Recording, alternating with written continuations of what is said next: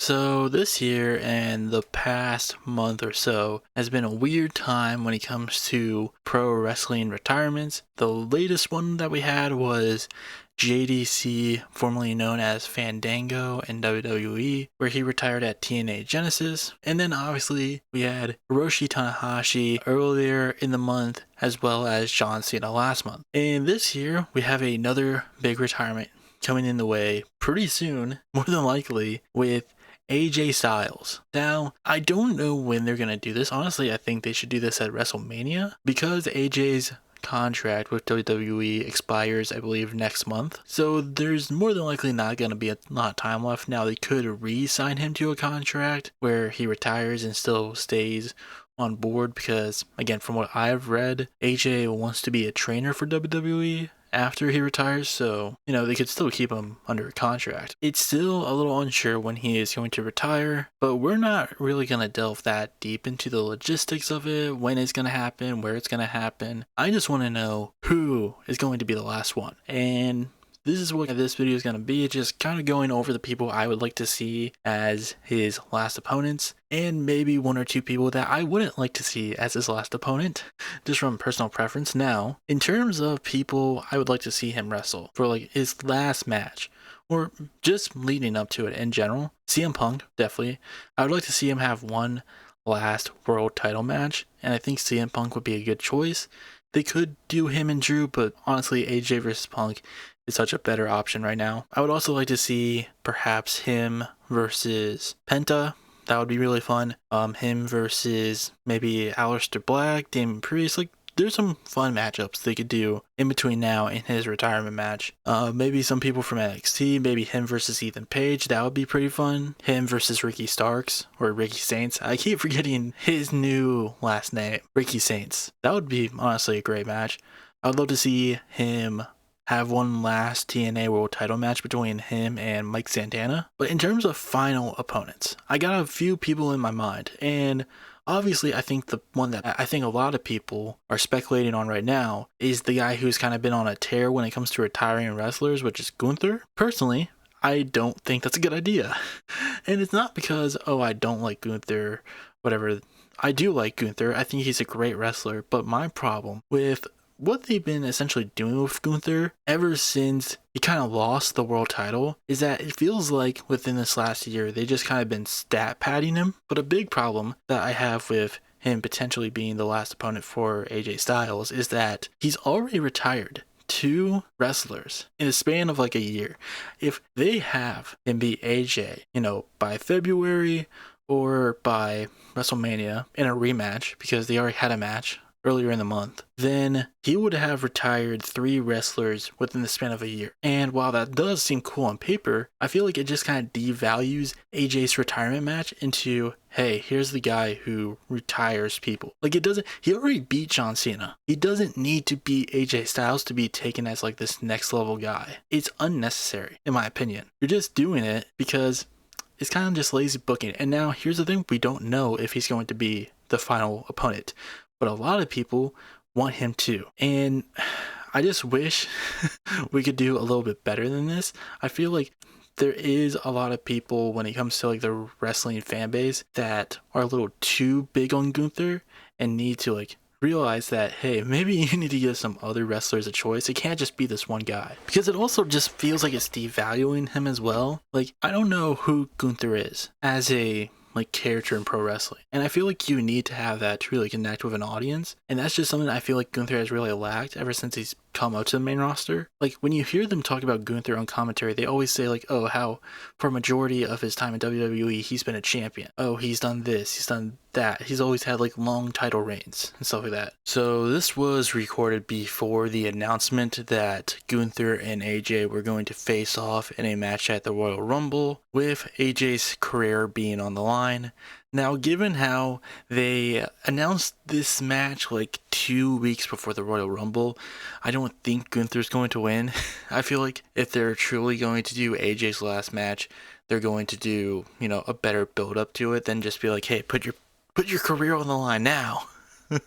Like, that's essentially just been it. But I do worry that they're going to just continue the storyline afterwards. Like, even if AJ does win, Gunther's still going to go after him. I just want more out of this. That's the thing. I just want more out of this retirement run. I feel like there's a lot you could do there. You could literally do a John Cena type retirement tour with AJ. He's one of the best wrestlers in the world. I just really don't want them to half-ass this story. So, I don't know. Hopefully, this is like the only match of theirs until he retires. Because again, I just feel like they should do as much as they can to diversify who his opponents are before he retires. I don't want them to drop the ball on this. But getting back to who I believe AJ Styles' last opponent should be, there are a few options that I got tossing around. I'll go from like least likely to most likely. Least likely, I think it's going to be Carmelo Hayes. I feel like he will definitely answer one of the US Open challenges, but I don't see Carmelo being the last person to face him, even though I think the story potential there is great, because before AJ came back this like final time, he was out on an injury that happened during a match between him and Melo. I think there's a cool story aspect you could work there, where maybe AJ comes out and he's like, you know, after I got injured during that match, it really made me think about my career and how long I can really do this. And that's why I want to face Carmelo as my final opponent, because he's the one who made me realize I want to retire. And I do feel like he is the future of this company, and I want him to really prove that by, you know, kind of finishing the job essentially. But I just don't feel like they're ready to put Carmelo up there yet, just because I think right now they're just trying to like really establish him as the US champion and really trying to establish their mid-card scene on SmackDown. I don't imagine that they're that interested in really developing a big-time story for him yet, but hopefully I'm wrong. But another person I could definitely see being his last opponent, and I think it could work into a storyline that's going on right now in WWE, which is Braun Breaker. I think they could do something with this current story that they're telling with Braun and like Adam Pearce, where Braun, he's not allowed to be on Raw anymore. Adam Pearce has banned him, but essentially he'll bring Braun back if he's able to beat AJ, and then they could tie in like a retirement story there as well. Or make it like a loser leaves WWE match. That would be interesting. But the reason why I'm putting that second, even though I don't think there's much of a story you could really explore there, is because, as opposed to Carmelo, is because they obviously have big plans for Braun, that I feel like if anyone is more than likely going to be his final opponent, it will be Braun. Even though I honestly do think that Braun will probably be facing off against Punk at WrestleMania for the title, so we'll see. And then, before we get to my final option, I do want to give some other options for who I think could be the, last opponent for AJ. I just don't think have as good of a reason to be. One of them being Ilya. I just feel like with Ilya, they're probably just going to do something else with him. I just don't see him being the final opponent, even though the match would be great. The other one I'm thinking of is Trick Williams, just because they obviously really like Trick Williams. Like, ever since he debuted on SmackDown, the dude's been great. He's been getting large reactions. They are treating him like a star, and he is one, but he has just been great. Another one, maybe Cody Rhodes, I'm not sure. Maybe Roman, but that's just because of the star power that you could tell with the wrestlers involved. Maybe Finn Balor as well. But other than that, there's nobody really else I could see having a claim for this final opponent. And to me, the person who should be his final opponent, my final choice. Here's the thing, there's no excuse as to why it shouldn't be this person, because it just makes perfect sense. And that's Leon Slater. And now some of you may be thinking, well, hey, this isn't a WWE guy. Well, they obviously want him to be. So that's one thing. And also, I think this it just makes perfect sense. I don't know why they wouldn't do this. AJ Styles was the first ever X Division title. Leon Slater is the current champion and the youngest one. He's obviously a prospect that WWE has all of their eyes on.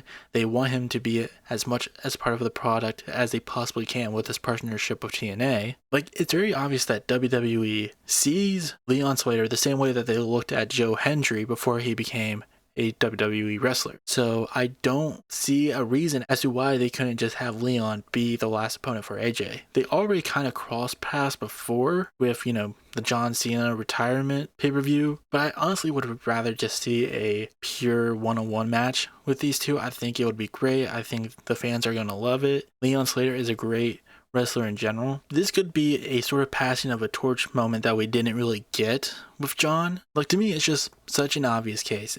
There's a bunch of like meaning behind it with, like, you know, Leon Slater currently being a TNA guy, AJ Styles being mostly synonymous with TNA. Like, but a lot of people look at AJ Styles, while they will probably think back to a lot of his current WWE work and even some of his New Japan stuff, a lot of his greatest work was in TNA. I don't know, I think there's a lot you could do there, and especially with this TNA WWE partnership, I don't know, to me it's just like such an obvious answer. Like, Leon Slater should just be his final opponent, and honestly there's nobody on the WWE roster that I feel like even comes close as to being the perfect final opponent for him. But that's just my 2 cents about it.